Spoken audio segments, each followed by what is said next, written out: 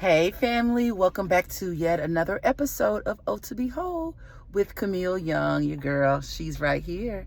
How are you today? Look, y'all, we're going to jump in and jump out, but I had to talk about this. I had two separate, hey holy rollers, don't let me forget you. I had two separate conversations about this, and I said, well, you know what? I need to bring this to Ohtobewhole. And I guess I would entitle this The Gift of Singleness. You know, in our society, they have made being single such a negative, have such a negative connotation.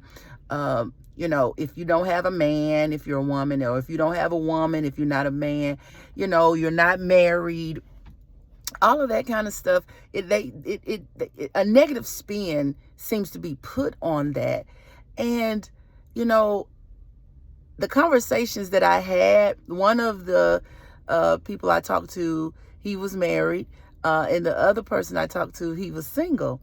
And it was amazing how, even the married person was like, man, what they wouldn't give to be single again, not so much what they wouldn't give to be single again, but as I said, the beauty or the gift of singleness, where you only got to worry about you. You only have to, and it sounds selfish, it does, but understanding that you have the ability to be selfish. I mean, you don't have the obligations, especially if you don't have any children or your children are adults. Now, there is a beauty in being single if you could ever embrace your singleness. Now, understand that being single doesn't mean that all you do is go to work, go home, go to church, come back home, all of that. No, singleness has, the beauty of it is you have the ability to maneuver and move and do exactly what you want to do without any true negative consequences, meaning the person that you may be married to, you have to be concerned about spending quality time with them, making sure they have what they need, all of that. And there's nothing wrong with that, because there's beauty in marriage.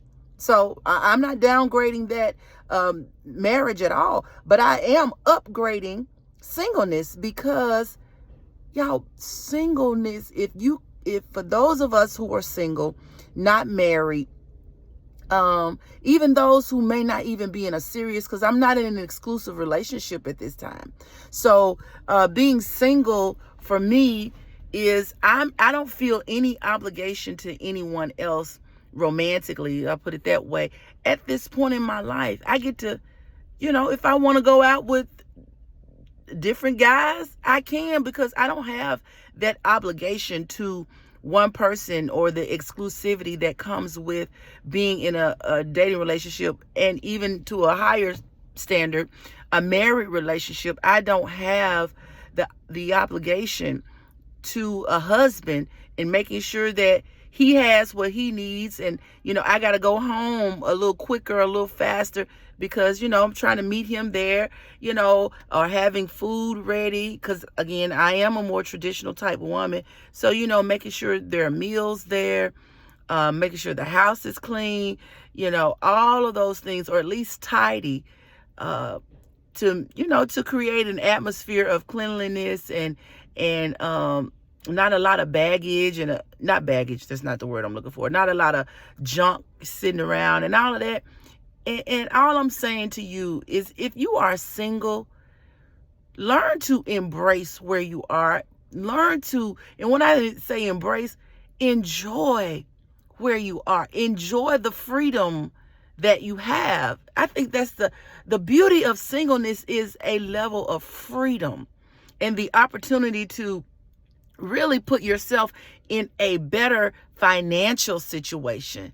See, I am using my singleness, and don't get me wrong, marriage can help put you in a better financial situation, but you still have to answer to, and when I say answer to another person on your expenditures, how you spend your money, how you invest your money, all of those things. And as a single woman, I can invest how I want to invest. I can save how I want to save.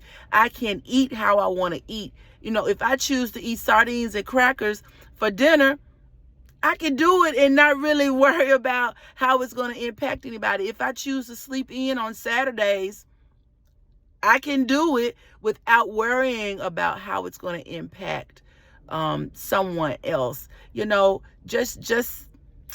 I mean, the level of accountability just decreases. And if my family, if we get together, I don't have to worry about, well, let me check with my husband to make sure we don't have anything planned. I can just go. If I want to spend an extra hour at the gym and do that, or working out or doing something that I enjoy, I don't have to worry about checking with somebody else. All right. So I'm saying all this to say, those of us who are single, enjoy, embrace where you are and appreciate where you are, because there may come a time where you won't have that level of freedom, that level of, being able to come and go as you please and do the things that you desire like you want to, because that time will come where you're either in an exclusive relationship or that leads to marriage, or that, you're in a marriage and you no longer have that freedom, man, that liberty. I'm telling you, the more, again, I still desire marriage, but my desire for marriage has decreased quite a bit. And not because I believe marriage is a bad thing. It just, I realize and recognize I can't marry any and everybody.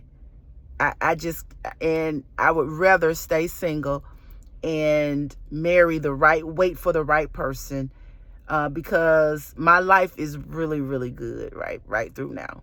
Okay. So I encourage, married people, be honest with single people. Yeah, you may post my hubby, my family, my boo, my this, me and this.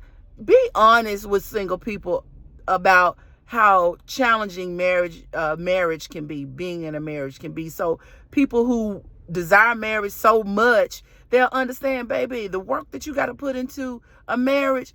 Enjoy your singleness now, because when the time comes, you're going to need to use all the energy that you stored up as a single woman or a single person to use it towards your marriage. Okay. All right. So look, I didn't intend to be on here that long, but y'all, thank you so much for joining me. Again, hey to my holy rollers, get your book, Oh to Behold, go there, subscribe, go ohtobewhole.com, subscribe, like, and share. All right. Thank you so much for joining me. And until next time, God bless.